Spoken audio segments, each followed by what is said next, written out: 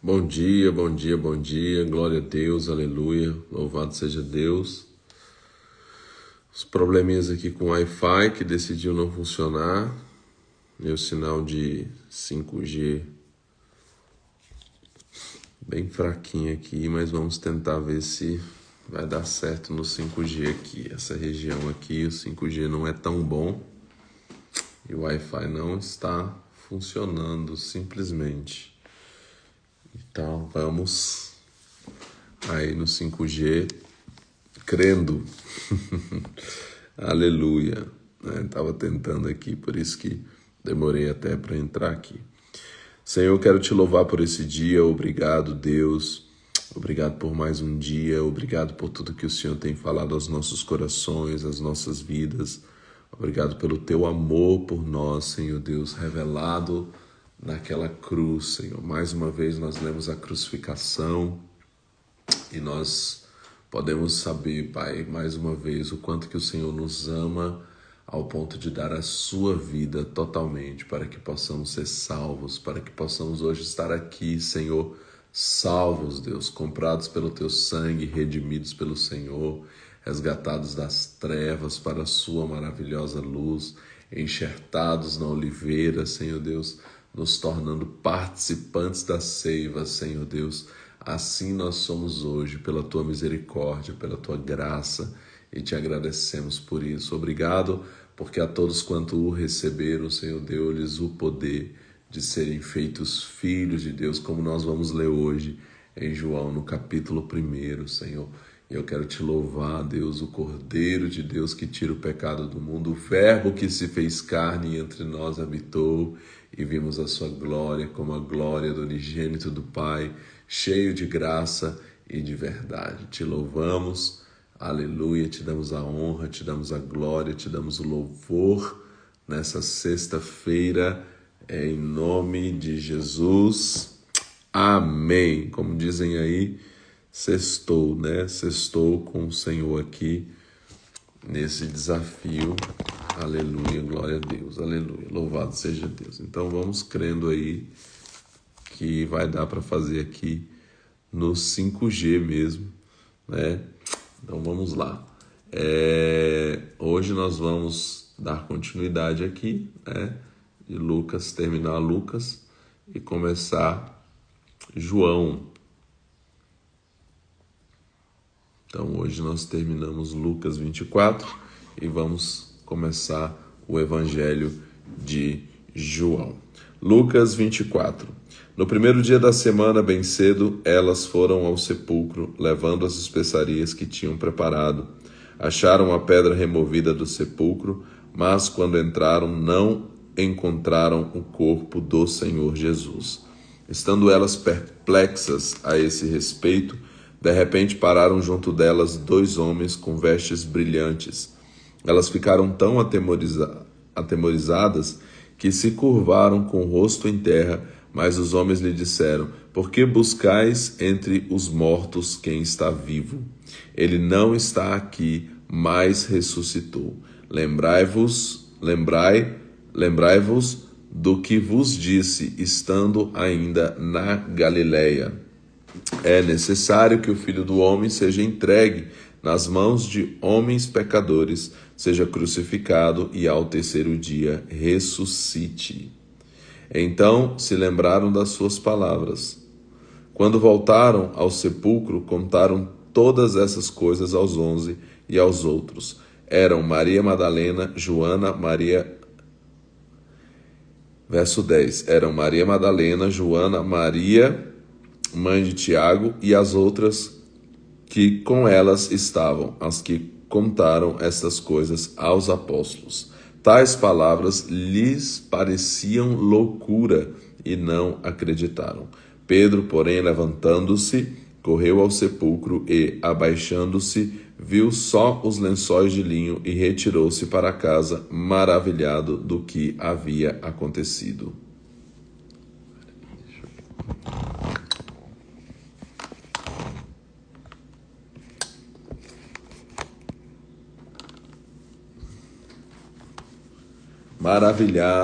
Maravilhado do que havia acontecido. Verso 13. Nesse mesmo dia iam dois deles para uma aldeia chamada Emaús, que era distante de Jerusalém, 60 estádios. Iam falando entre si de tudo o que havia acontecido. Iam eles falando entre si, fazendo perguntas um ao outro. O próprio Jesus se aproximou e ia com eles. Os olhos deles, porém, estavam como que fechados, e eles não o reconheceram. Então Jesus perguntou: que palavras são essas que, caminhando, trocais entre vós? Eles pararam entristecidos. Um deles, cujo nome era Cleopas, perguntou-lhes: és tu o único peregrino em Jerusalém que não sabes das coisas que aconteceram lá nesses dias? Perguntou ele: quais? Responderam eles: as que dizem respeito a Jesus de Nazaré, que foi profeta, poderoso em obras e palavras diante de Deus e de todo o povo, e com os principais sacerdotes e as nossas autoridades o entregaram, e como os principais sacerdotes e as nossas autoridades o entregaram para ser condenado à morte e o crucificaram.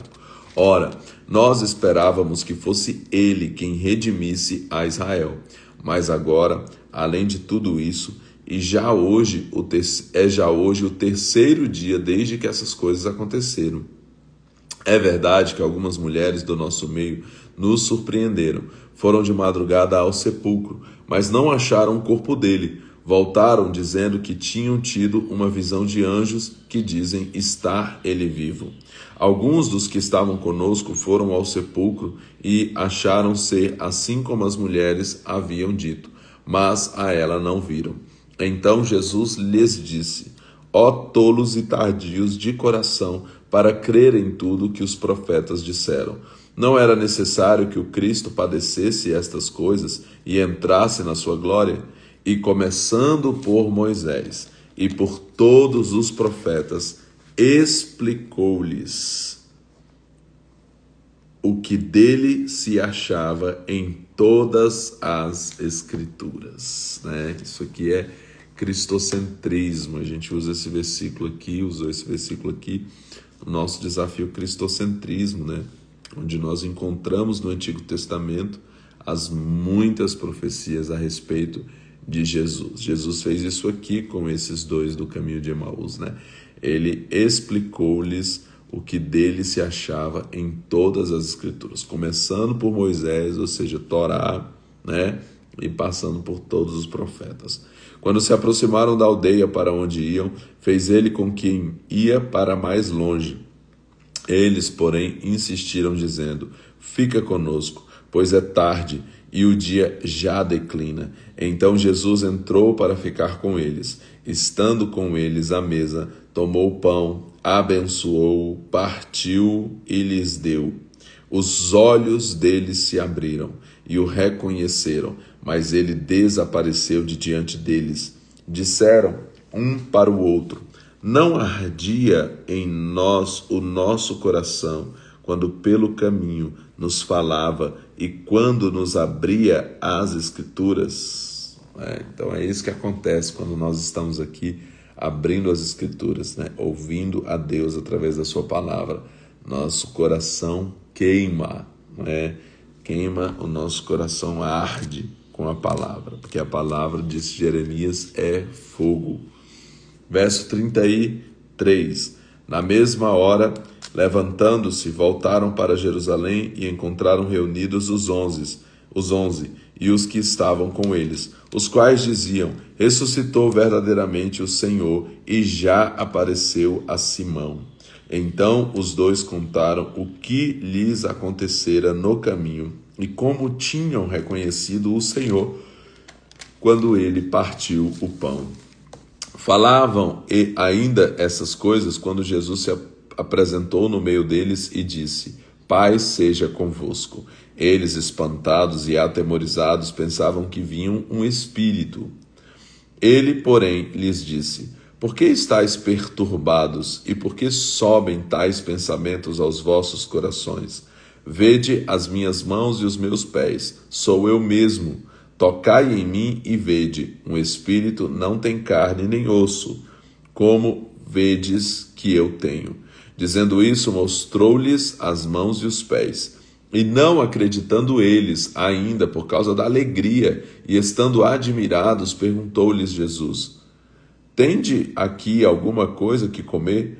Eles lhe serviram um pedaço de peixe assado e um favo de mel, e ele comeu diante deles, né? Então Jesus já estava aqui glorificado, né? Já estava aqui ressuscitado e ainda assim comia, né?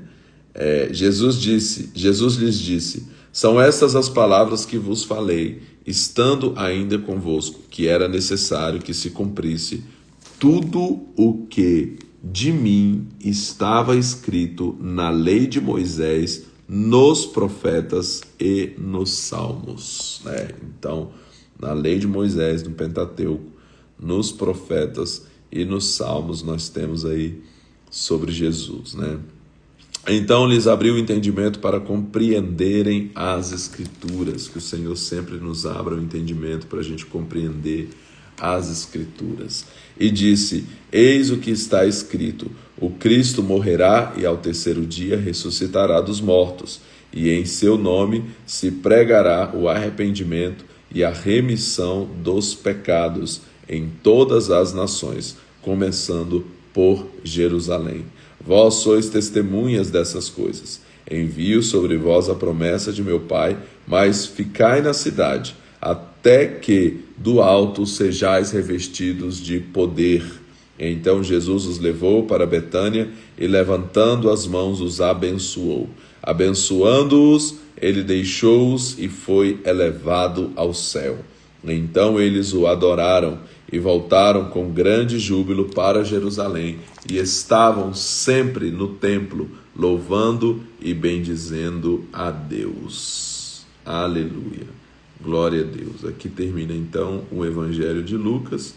A continuação é o livro de Atos, que também foi escrito por Lucas e que dá continuidade aqui a esse momento em que eles ficaram aguardando ali, né, até que o Espírito Santo os encheu em Pentecostes para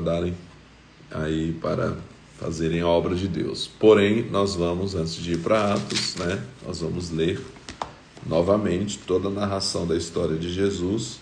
Vou botar aqui o registro. Nós vamos ler agora na perspectiva de João. Lembrando que João tem uma perspectiva um pouco diferente dos demais evangelistas. João, autor desse evangelho, era filho de Zebedeu e um dos 12. Com Tiago, seu irmão, e com Pedro, pertenceu ao grupo mais íntimo dos discípulos, um grupo que esteve próximo de Cristo em ocasiões tais como a transfiguração e a agonia no Getsêmani. Foi a João que na cruz nosso Senhor encomendou o cuidado de sua mãe. João aparece com Pedro na primeira parte de Atos, e Paulo o menciona como uma das 3 colunas da igreja. Também escreveu as epístolas que levam seu nome e o livro de Apocalipse. O propósito de João, no 4º evangelho, foi, como ele mesmo declara, para que creiais que Jesus é o Cristo, o Filho de Deus, e para que, crendo, tenhais vida em seu nome. Portanto, ele apresenta Cristo como o Filho de Deus, a quem Deus enviou, e que sempre transmitiu a mensagem que Deus lhe deu. De acordo com o propósito do seu evangelho, as palavras crer e vida e os títulos Filho e Filho de Deus são usados muito mais vezes do que nos evangelhos sinópticos, né? Que é Mateus, Marcos e Lucas, os sinópticos. Outras palavras características de João são verdadeiro, verdade, amor, testemunho e mundo. Somente em João encontramos as grandes declarações "Eu sou de Cristo", que são precedidas pela solene afirmação em verdade vos digo. Além disso, apenas ele fala da grande controvérsia entre Cristo e seus inimigos. O Evangelho de João pode ser dividido da seguinte maneira: prólogo, o Verbo eterno encarnado no Filho de Deus; Segundo, o testemunho de João Batista sobre o Filho de Deus. Terceiro, o Filho de Deus manifesta seu poder no ministério público. Quarto, o ministério privado do Filho de Deus.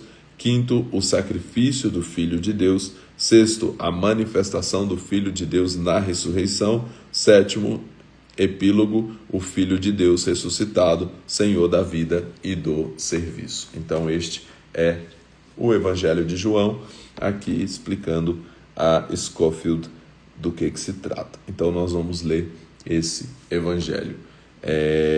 João capítulo 1, esse capítulo aqui eu decorei quase que inteiro quando eu era adolescente. Eu amo esse texto e é nesse texto que nós temos aqui uma palavra que é uma grande promessa para as nossas vidas. Nós que outrora não éramos povo, não éramos filhos, nós éramos gentios, separados de Deus aí por não sermos descendência de Abraão, fomos aceitos em Cristo e nos foi dado o poder de sermos filhos de Deus. Isso é um poder que nos foi dado, de sermos filhos de Deus, e por isso nós estamos aqui, nós que recebemos a Jesus como Senhor e Salvador das nossas vidas, somos filhos. João, capítulo 1. No princípio era o Verbo, e o Verbo estava com Deus, e o Verbo era Deus. Ele estava no princípio com Deus. Todas as coisas foram feitas por meio dele, e sem ele nada do que foi feito se fez. Nele estava a vida, e a vida era a luz dos homens. A luz resplandece nas trevas, e as trevas não prevaleceram sobre ela. Houve um homem enviado de Deus, cujo nome era João. Este veio como testemunha para testificar a respeito da luz, a fim de que todos crescem por meio dele. Ele não era a luz, mas veio para testificar da luz. A luz verdadeira que ilumina todos os homens estava vindo ao mundo. Estava no mundo. O mundo foi feito por meio dele, mas o mundo não o conheceu. Veio para o que era seu, mas os seus não o receberam. No entanto, a todos que o receberam, àqueles que creem no seu nome, deu-lhes o poder de serem feitos filhos de Deus. Filhos nascidos não do sangue, nem da vontade da carne, nem da vontade do homem, mas de Deus. O Verbo se fez carne e habitou entre nós. Vimos a sua glória, a glória como do unigênito do Pai, cheio de graça e de verdade.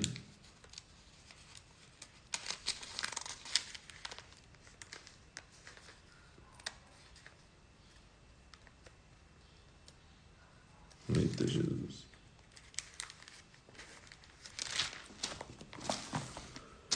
João testifica a respeito dele e afirma: este é aquele de quem eu disse, o que vem depois de mim tem a primazia, porque foi primeiro do que eu. Na sua plenitude, todos nós recebemos graça sobre graça, pois a lei foi dada por intermédio de Moisés. A graça e a verdade vieram por meio de Jesus Cristo. Ninguém nunca viu a Deus, mas o Deus unigênito, que está ao lado do Pai, é quem o revelou. Este foi o testemunho de João, quando os judeus mandaram de Jerusalém sacerdotes e levitas para lhe perguntarem: quem és tu? Ele confessou e não negou. Confessou: eu não sou o Cristo. Perguntaram-lhe: então quem és? És tu Elias? Ele disse: não sou. És tu o profeta? Respondeu: não. Finalmente lhe disseram: quem és? Dá-nos uma resposta para que levemos àqueles que nos enviaram. Que dizes de ti mesmo? João respondeu com as palavras do profeta Isaías: eu sou a voz do que clama no deserto, endireitai o caminho do Senhor. Ora, alguns dos fariseus que tinham sido enviados perguntaram-lhe: então, por que batizas, se não és o Cristo, nem Elias, nem o profeta? João respondeu: eu batizo com água, mas no meio de vós está alguém que não conheceis. Este é aquele que vem após mim, no qual eu do qual eu não sou digno de desatar as correias das sandálias. Estas coisas aconteceram em Betânia, do outro lado do Jordão, onde João estava batizando. No dia seguinte, João viu Jesus aproximando-se e disse: Eis o Cordeiro de Deus, que tira o pecado do mundo. Este é aquele do qual eu disse: após mim vem um homem que é superior, porque era primeiro do que eu. Eu mesmo não o conhecia, mas para que ele fosse manifestado a Israel, vim por isso batizando com águas. Então João testificou dizendo: eu vi o Espírito descer do céu como pomba e permanecer sobre ele. Eu não o conhecia, mas o que me mandou batizar com água me disse: aquele sobre quem vires descer e permanecer o Espírito, esse é o que batiza com o Espírito Santo. Eu vi e testifico que este é o Filho de Deus. No dia seguinte, João estava outra vez ali, na companhia de 2 dos seus discípulos. Quando ele viu Jesus passar, disse: Eis o Cordeiro de Deus. Os 2 discípulos ouviram-no dizer isso e seguiram Jesus. Jesus, voltando-se e vendo que eles o seguiam, perguntou: que buscais?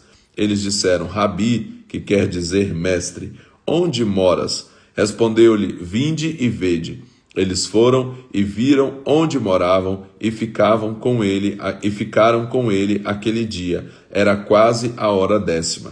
Era André, irmão de Simão Pedro, um dos 2 que tinham ouvido o que João dissera e o havia seguido. A primeira coisa que André fez foi achar seu irmão Simão e dizer-lhe: achamos o Messias, que quer dizer Cristo, e levou-o a Jesus. Olhando Jesus para ele, disse: tu és Simão, filho de Jonas, tu serás chamado Cefas, que quer dizer Pedro.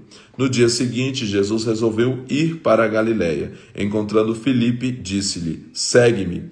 Filipe era de Betsaida, cidade de André e de Pedro. Filipe encontrou Natanael e disse-lhe: achamos aquele de quem Moisés escreveu na lei e a quem se referiram os profetas, Jesus de Nazaré, filho de José. Perguntou Natanael: pode vir alguma coisa boa de Nazaré? Respondeu Filipe: vem e vê. Quando Jesus viu Natanael se aproximar, disse a seu respeito: aqui está um verdadeiro israelita em quem não há nada falso.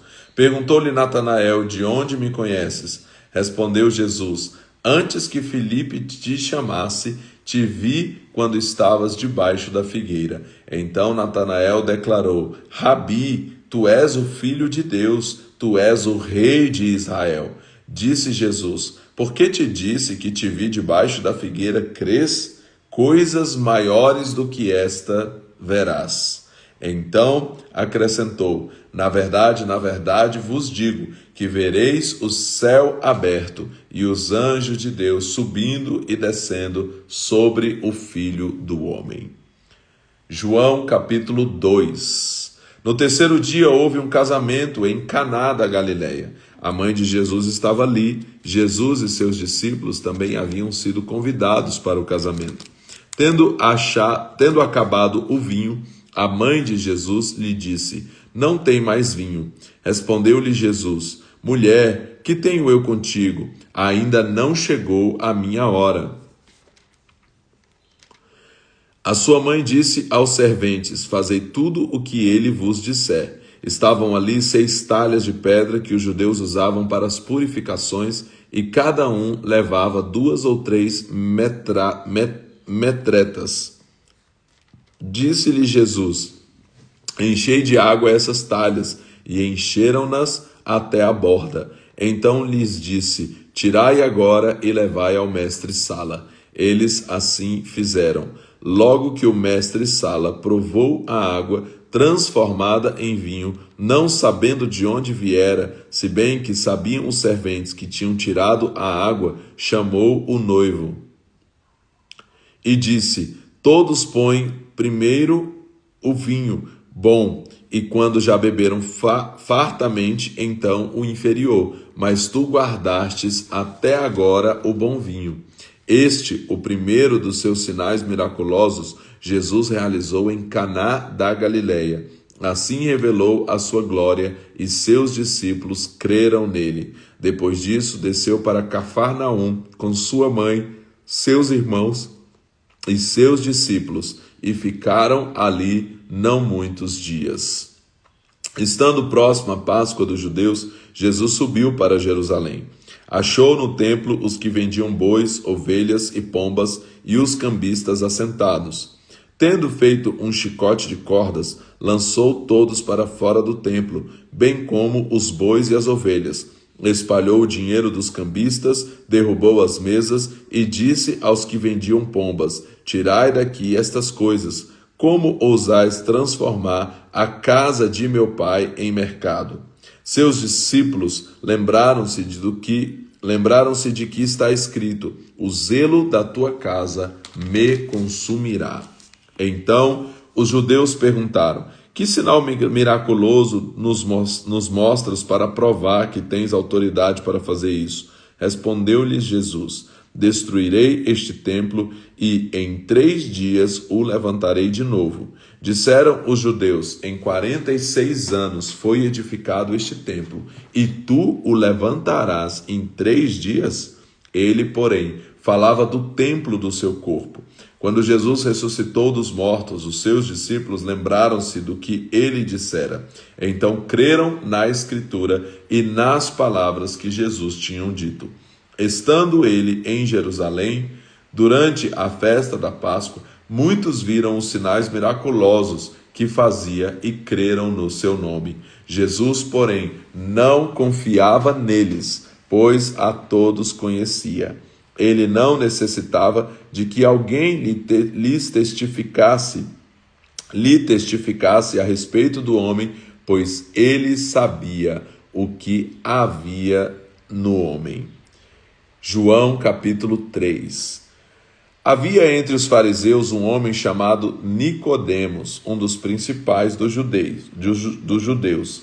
Este foi de noite se encontrar com Jesus e disse: Mestre, sabemos que ensinas da parte de Deus, pois ninguém poderia fazer estes sinais miraculosos que tu fazes se Deus não fosse com ele.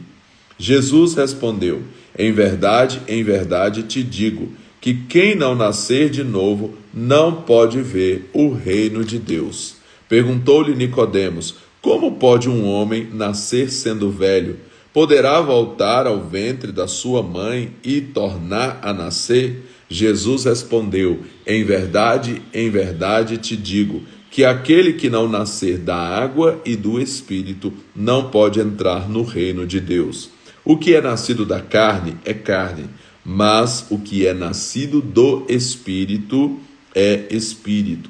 Não te maravilhes de eu te dizer: necessário vos é nascer de novo. O vento sopra onde quer, e ouves a sua voz, mas não sabes de onde vem, nem para onde vai. Assim é todo aquele que é nascido do Espírito.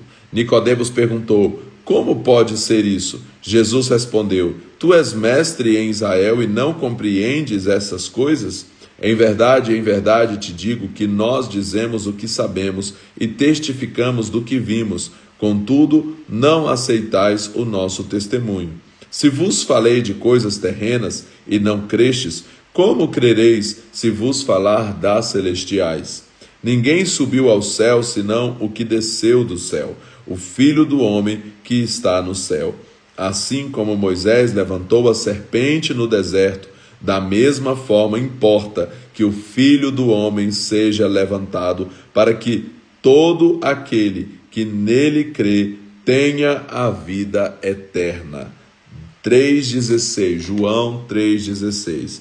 Porque Deus amou o mundo de tal maneira que deu seu Filho unigênito, para que todo aquele que nele crê não pereça, mas tenha a vida eterna. E agora, João 3,17, o versículo que está no centro geodésico do Brasil, como eu postei aí o vídeo que eu gravei lá há 12 anos atrás, em Palmas, no Tocantins, no ponto central do Brasil, que a geografia chama de centro geodésico. É o ponto central de um lugar, o ponto central exato do Brasil. Tem um monumento de um homem com os 2 braços segurando ali a Bíblia, a palavra de Deus sendo erguida ali no ponto central do Brasil, como você pode conferir aí o vídeo que está aí no meu perfil que eu postei, porque eu gravei lá no Centro Geodésico, mostrando isso e também levantando a minha Bíblia na frente daquele monumento. E o versículo que está ali no ponto central da nossa nação, do Brasil, é João capítulo 3, verso 17, esse aqui: porque Deus enviou seu Filho ao mundo, não para que condenasse o mundo, mas para que o mundo fosse salvo por ele. Aleluia, glória a Deus, graças a Deus por isso. Deus enviou seu Filho não para nos condenar, mas para sermos salvos. Aleluia. Quem crê não é condenado. Eu creio, e você, né? Você crê. Quem crê não é condenado, mas quem não crê já está condenado, porque não crê no nome do unigênito do Filho, do unigênito Filho de Deus. Vou repetir o verso 18. Quem crê não é condenado, mas quem não crê já está condenado, porque não crê no nome do unigênito Filho de Deus. A condenação é esta: a luz veio ao mundo e os homens amaram mais as trevas do que a luz, porque as obras deles eram más. Todo aquele que pratica o mal odeia a luz e não vem para a luz, para que as suas obras não sejam reprovadas. Quem, no entanto, vive de acordo com a verdade, vem para a luz, a fim de que se veja claramente que as suas obras são feitas em Deus. Verso 22. Depois disso foi Jesus com seus discípulos para a terra da Judéia, onde permaneceu algum tempo com eles e batizava. Ora, João também estava batizando em Enom, perto de Salim, porque havia ali muitas águas e para lá ia o povo para ser batizado. João ainda não tinha sido lançado na prisão.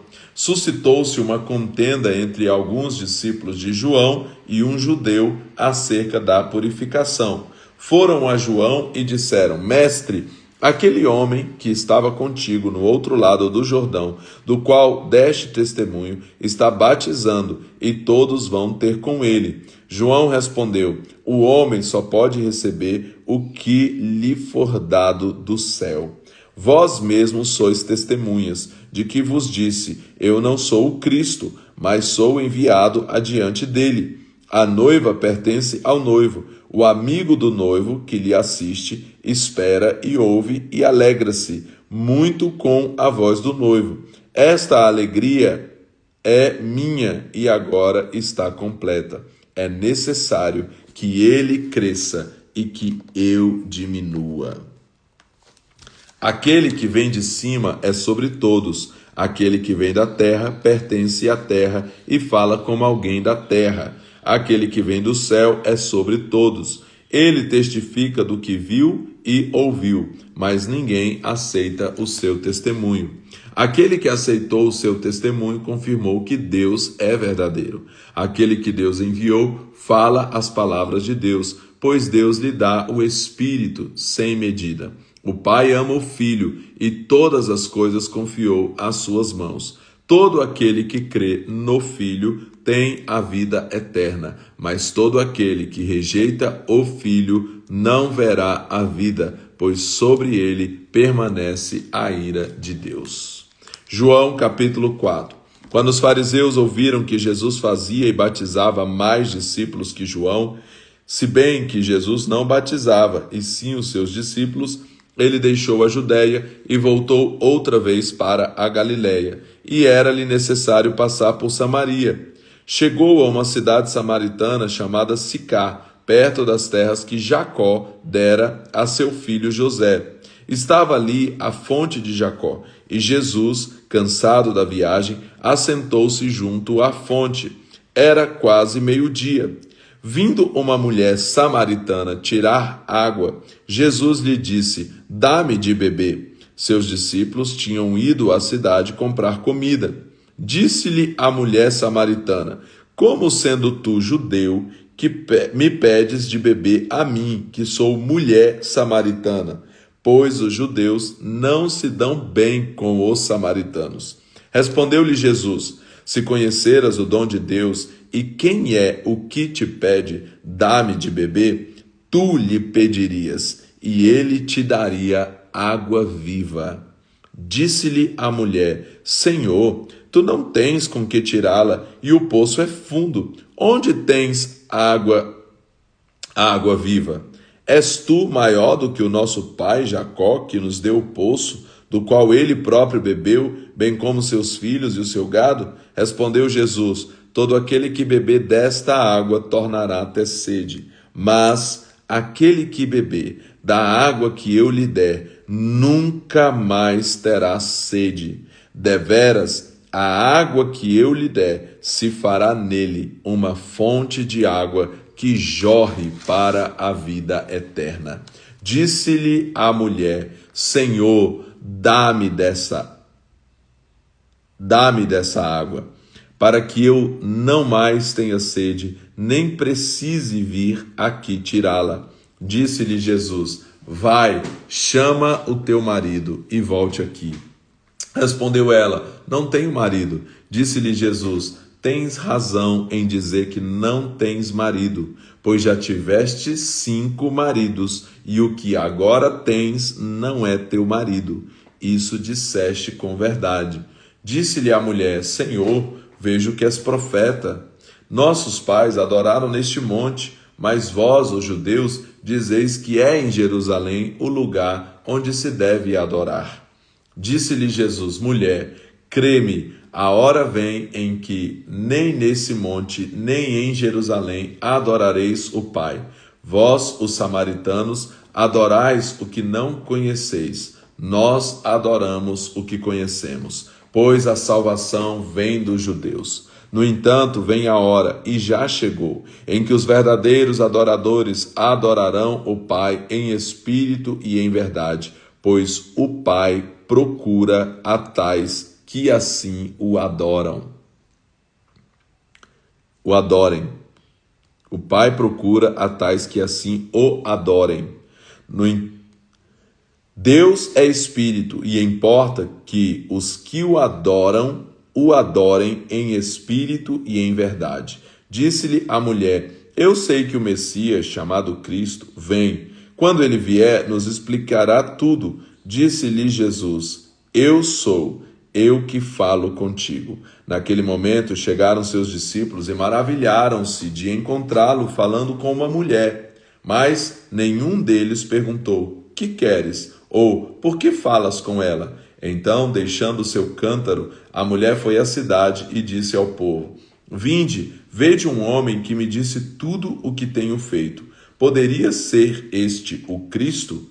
Saíram da cidade e foram ter com ele.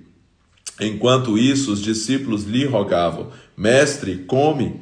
Ele, porém, lhes disse: "Uma comida tenho para comer, que vós não conheceis." Então os discípulos diziam uns aos outros: "Será que alguém lhe trouxe comida?" Jesus lhes disse: "A minha comida é fazer a vontade daquele que me enviou e realizar a sua obra. Não dizeis: ainda há 4 meses para a colheita? Eu vos digo: erguei os vossos olhos e vedes os campos, já estão brancos para a colheita. O que colhe recebe desde já o seu salário, desde já ceifa o fruto para a vida eterna. E assim se regozijam tanto o semeador como o que colhe.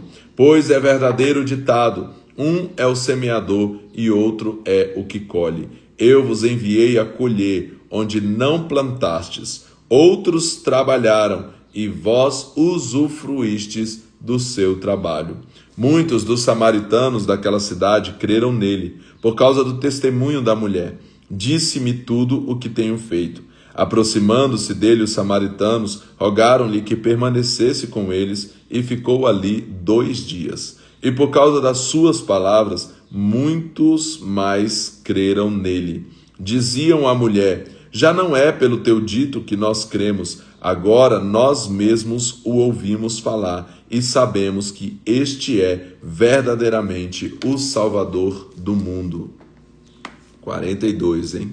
Esse aqui é o verso 42, olha aí. Eles vão crer não mais pelo que falamos, mas por terem uma própria experiência com o Salvador do mundo. 42. Repetindo, diziam à mulher: já não é pelo teu dito que nós cremos, agora nós mesmos o ouvimos falar e sabemos que este é verdadeiramente o Salvador do mundo. Voltou aqui o Wi-Fi, tá chegando mensagem. 2 dias depois partiu dali para a Galiléia. Ora, Jesus mesmo havia testificado que um profeta não tem honra na sua própria terra. Quando chegou a Galiléia, os galileus o receberam. Tinham visto todas as coisas que ele fizera em Jerusalém por ocasião da festa, a qual também tinham comparecido. Uma vez mais Jesus foi a Caná da Galiléia, onde transformara a água em vinho, e havia ali um oficial do rei, cujo filho estava doente em Cafarnaum. Ouvindo este homem que Jesus tinha chegado a Galiléia, foi procurá-lo. Ao encontrá-lo, rogou-lhe que descesse e curasse o seu filho, que estava à morte. Jesus lhe disse: se não virdes sinais miraculosos e prodígios, de modo nenhum crereis. Disse o oficial: Senhor, desce antes que meu filho morra. Respondeu Jesus: vai, o teu filho vive. O homem creu na palavra de Jesus e partiu. Enquanto ele estava a caminho, saíram-lhe ao encontro os seus servos e anunciaram que seu filho vivia. Perguntando ele a que hora seu filho se achara melhor, disseram: ontem, à 1h da tarde, a febre o deixou. Então o pai entendeu ser essa exatamente a hora em que Jesus lhe disse: teu filho vive. De modo que creu ele e toda a sua casa. Foi esse o segundo sinal miraculoso que Jesus fez depois de vir da Judéia para a Galiléia. Então, João, capítulo 4, nós vamos até aqui, né? Esse capítulo 4 que tem essa história conhecida dessa mulher samaritana que encontra Jesus ali no poço, e eu já ministrei, tem uma mensagem minha chamada Cai no Poço, aonde eu conto atualmente, né, quando eu preguei ela as primeiras vezes, há muitos anos atrás, eu não usava esse texto de João 4, usava outros textos. Agora, além dos outros textos que eu uso, de onde nasceu, que é Provérbios, que diz que a mulher prostituta, a mulher imoral é como um poço, e aí eu falo ali do poço da promiscuidade, o poço da prostituição, o poço do sexo fora da vontade de Deus, e depois eu conectei esse texto aqui, porque essa mulher, ela estava em um poço nessa área da sua vida. Ela é uma mulher que estava ali no seu 6º relacionamento, que também não era seu. E Jesus vai direto ao ponto. Quando aquela mulher pede a água, Jesus dá a ela uma água que não era a água que ela pensou que ia ter. Quando Jesus fala que tinha uma água que se ela bebesse ela não ia mais ter sede, ela achou que a água fosse a água física ali do poço. E Jesus falava de uma sede maior que ela tinha e nem sabia que tinha. A necessidade de ser preenchida que só o Senhor poderia fazer. E aí, nesse momento aqui, né, nós temos esse momento em que, quando ela pede essa água, Jesus lhe confronta de certa forma, né? Ali ele vai direto ao ponto da vida dela, que era a área de sede da vida dela, né? Era a área ali deficiente da vida dela, que era todos esses relacionamentos quebrados. Então essa mulher estava à beira de um poço físico, mas estava no fundo de um poço, emocionalmente falando, ela estava no fundo de um poço. Como eu, quando falo então nessa mensagem Cai no Poço, falo desse lugar onde eu também me encontrava quando o Senhor me resgatou há 21 anos atrás, desse poço. Ele resgatou essa mulher aqui, né? Quando ele então ali dá a ela uma água que matou a sede dela, que não era física. A água física, ela ia continuar tendo sede, né? Ela não ia ficar sem ter sede da água natural, a água física, a água aqui da terra. mas aquilo que Jesus fez na vida dela foi transformar a história dela. E assim Ele faz conosco, Ele nos tira do poço e nos faz então uma fonte para que a gente possa então dar água a outras pessoas. E foi isso que Ele fez com essa mulher, que passou então a ganhar outros e trazer outros que num primeiro momento creram por causa dela e depois creram porque ouviram Ele. Então a gente vai trazer outros que vão crer por causa do nosso testemunho, mas que depois vão permanecer e vão viver coisas maiores por causa da experiência que eles mesmos vão ter com Deus. E é exatamente isso que tem acontecido na minha vida. E quando Jesus tira alguém do poço, é assim. Ele tira você do poço e faz de você uma fonte dele para outras pessoas. Foi assim com essa mulher e é assim com todo aquele que crê. Glória a Deus por isso. Então eu posso falar que eu saí do poço. Jesus me tirou do poço, assim como Ele tirou essa mulher. Me deu uma água que não me deixa mais ter sede, porque hoje eu não estou mais procurando preencher a minha vida com prazeres dessa terra, tentando matar uma sede que só Jesus pode matar essa sede. Só Jesus pode sanar essa sede. Só Jesus pode suprir essa necessidade, essa lacuna, esse vazio que existia dentro de mim. Está preenchido por Jesus. Jesus me preencheu e me preenche todos os dias com essa água viva que é o seu Espírito Santo e que faz de mim fluir para outros também.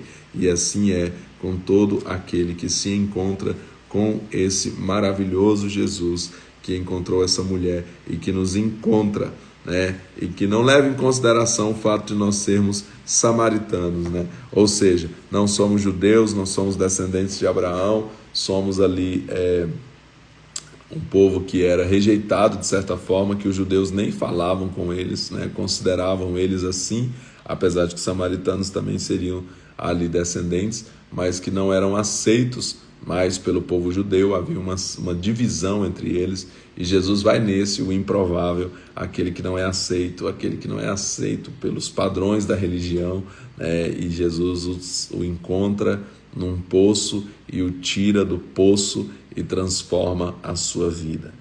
Então, como foi com essa mulher, assim é. O Pai procura os verdadeiros adoradores, e os verdadeiros adoradores não são aqueles que adoram num lugar ou no outro, mas são aqueles que adoram em espírito e em verdade, que vivem uma vida verdadeira diante do Senhor.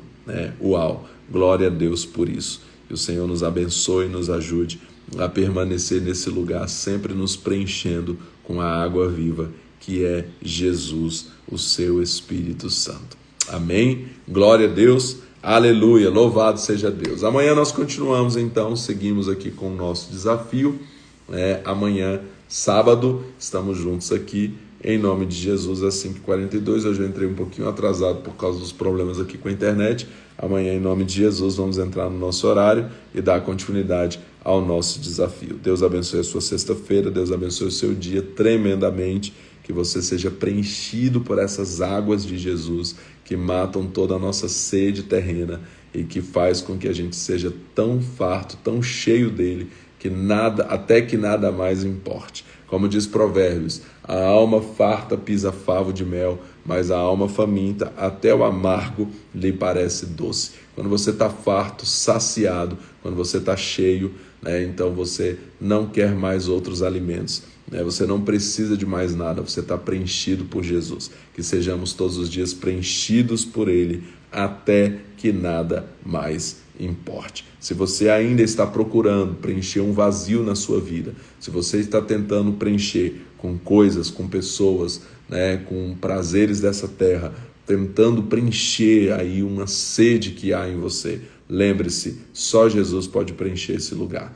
Ele é a água da vida, Ele é o único que pode nos preencher completamente para que todas as outras coisas percam o seu sabor e o seu significado diante da grandeza de conhecer a Jesus. Como Paulo escreveu, eu tenho como perda todas as coisas, pela excelência do conhecimento de Cristo Jesus, pelo qual sofri a perda de todas as coisas e agora eu as considero como esterco, para que eu possa ganhar a Cristo e ser achado nele. Então Paulo entendeu, quando ele conheceu a Jesus, ele falou, nada mais, importa, o que importa é conhecer Jesus. Isso é o que tem valor de verdade. Aleluia. Glória a Deus. Deus abençoe a sua vida e até amanhã, em nome de Jesus.